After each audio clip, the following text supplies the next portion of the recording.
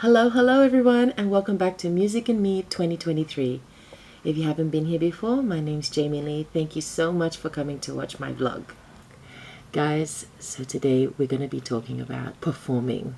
Performance preparation. It's something I hold a very high standard for myself and for others, unfortunately for you guys. But I find myself very highly critiquing the performance of others. Maybe I'm a bit judgmental, but that's just because I appreciate the work that goes into it. So before I really get into it, we need to do a change before and after.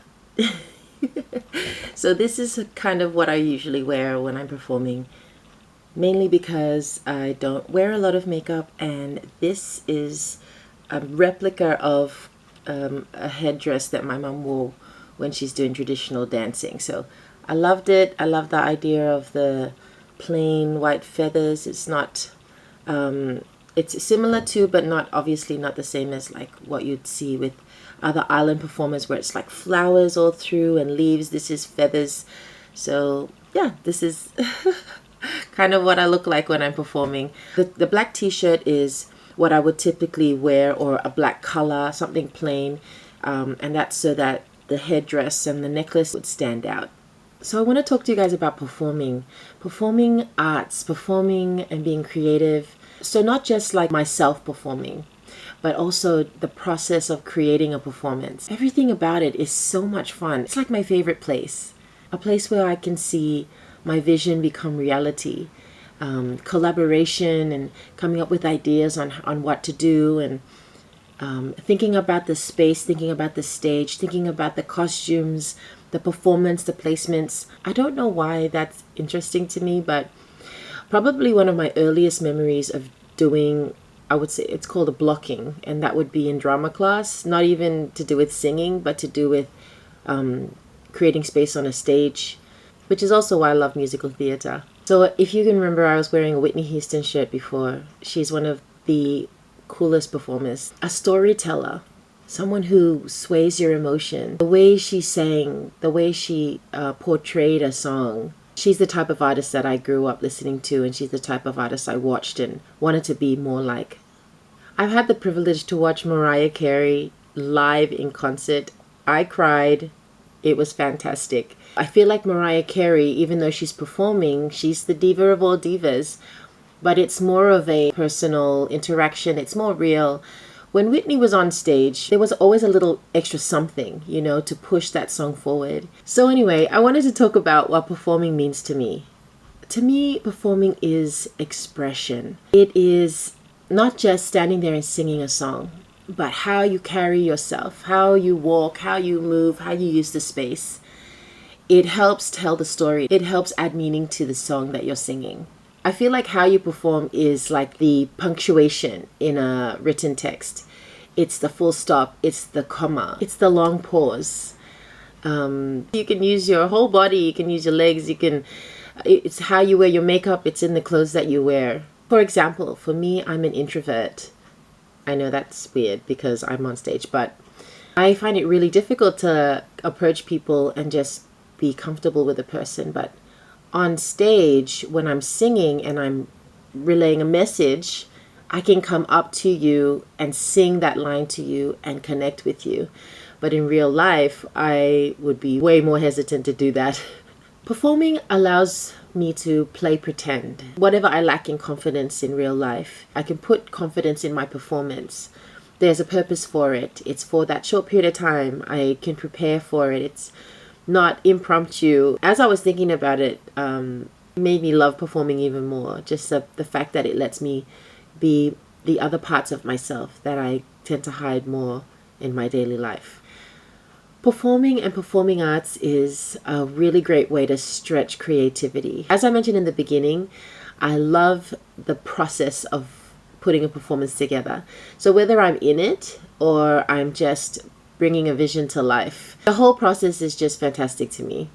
For example, when we are preparing for a performance, or there's a vision that I had of a performance, there's a way that I want it to be put out there on the stage. I will basically do anything that I need to do to make those things work. So if I need to talk to this person or reach out to this person, if I need to go look for materials or get props made, I'm just so excited about what the finished product will be that nothing will get in the way. Which is funny to me because I never really enjoyed group projects at school.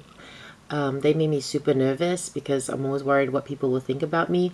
But when it comes to performing on stage, I take it very, very seriously. So my arrogance kind of kicks in a little bit because I just don't want to stuff it up. So sorry all my friends at school if I was a bit bossy, and the ones now who have worked with me. I mean, my apology is genuine, but I really can't help it. It's so important to me, these aspects of performance, that you put thought in every little part. So if we don't have a drum and we need to make a drum or source a drum, I'm going to ask, or I'm going to find a way to get it. Of course, then if we can't do something, then we have to look for an alternative. So that whole process of preparation for a performance, it takes time and you have to be thoughtful. In particular, this one point of time, I did a show called Christmas in the Park at Springfield Lakes, Brisbane, and we had chosen songs that we may not have particularly been able to sing on a normal day, but they were Party Central songs. So it was like Bon Jovi and John Farnham, and you know what I'm talking about. Like, it's not easy to sing and we really needed to prepare, and I loved doing that because it stretched me creatively and forced me to be better at my craft. At the end, the result was that I was able to sing the notes that I wanted to sing, and it was super satisfying. And if I can insert a clip or a photo, I will. Probably not going to happen. I was really hoping I'd be better at editing by now, but anyways. So there are other moments in time that just stand out to me when it comes to performing. Whatever I can find, I'll link it for you down below. My apologies if the quality isn't that great because I probably didn't take or organize these videos. The first major one I can think of is when I was around 15, 16 years old. And a lot of my favorite performing memories are around Christmas time. And it was a show put on by the church. It was Christmas at the Piazza at South Bank in Brisbane. And I was able to sing in front of a massive singing Christmas tree. And it was a huge honor for me because I really didn't feel confident in myself as a person, as a performer. I knew I wanted to do this part, so I had to audition. I chose to sing His Eyes Are on a Sparrow, or His Eye Is on the Sparrow, from Sister Act. It's like reliving my childhood dream of singing in front of a piano in a church. It was fantabulous, let me tell you. Anyway, I got the part and I got to record in a studio. It was my first time to be like properly coordinated on the stage. I had a dancer who was dancing around me, representing the Holy Spirit, and a tree full of a choir singing along with me. And it was just one of the best experiences of my life, honestly. There are various festivals as well that I really enjoyed because I was able to be part of crowds that I have never seen before and they've probably never heard of me before. And I wasn't really anything. It was just the practice. I'd like to see it as a practice in growing my confidence in front of different crowds. So most of these were at multicultural festivals. And I even got to sing the national anthem in front of the Prime Minister of Australia and some members of the Parliament. And I tell you what, I don't like to get up early, but for a performance, I will. Oh, I got to sing as a backup vocalist for one of my friends for a TV show called Australia's Got Talent. I can't remember what year it was, but my second child was small. So it's probably around 2008, I would say. And his name's Mark Lowndes, and he got up to the quarterfinals, I believe. And we, his BVs, like to call ourselves the Cherry Ripes for many reasons. We love coconuts, red lipstick for cherries, and dark chocolate. I miss those girls. I just loved spending time with them and rehearsing with them and getting on stage. That was so much fun because I got to see how it was to sing on a TV show and how they operated.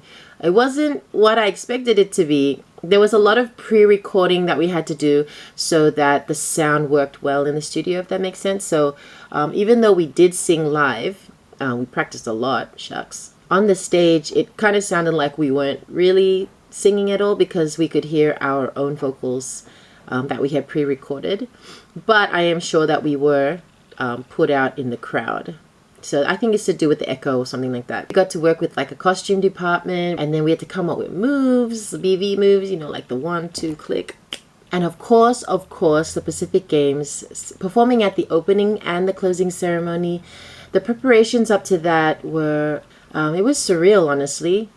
I feel like it just was taken over by the momentum of the song.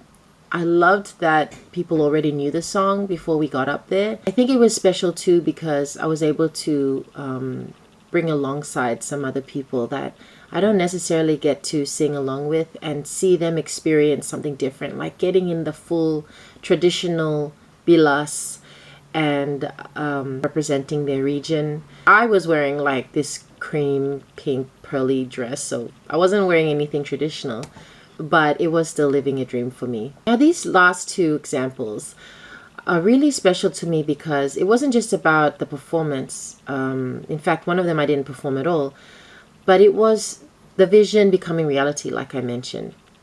The first one is when I was working as a vocal teacher, mentor, performance coach for a TV program called Vocal Fusion. There are still current seasons happening now in Papua New Guinea.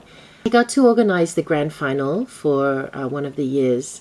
I had to step out of my comfort zone and put on this like authoritative hat, and just I needed to be confident like in what I was envisioning and asking people to do things that have never been done before, especially in that context. I was asking people to modernize their culture.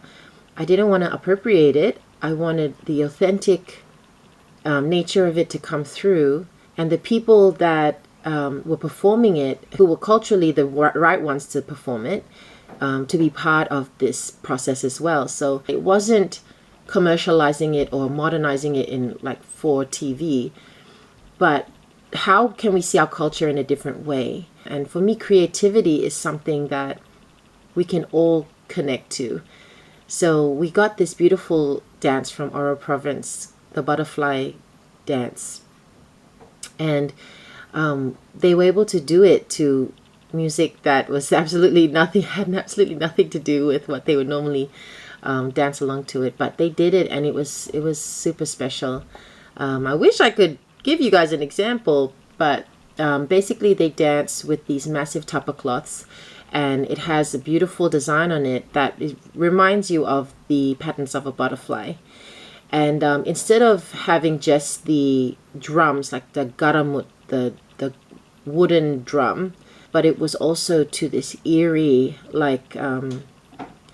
environmental sounds. And the whole production was based on the 4 elements. And had spoken word done. We had full body painting, lizards coming out of a volcano, the butterfly representing the wind, and had some beautiful friends of mine singing a song that I wrote for the production. So yeah, like I said, preparation for this one was like the highlight for me.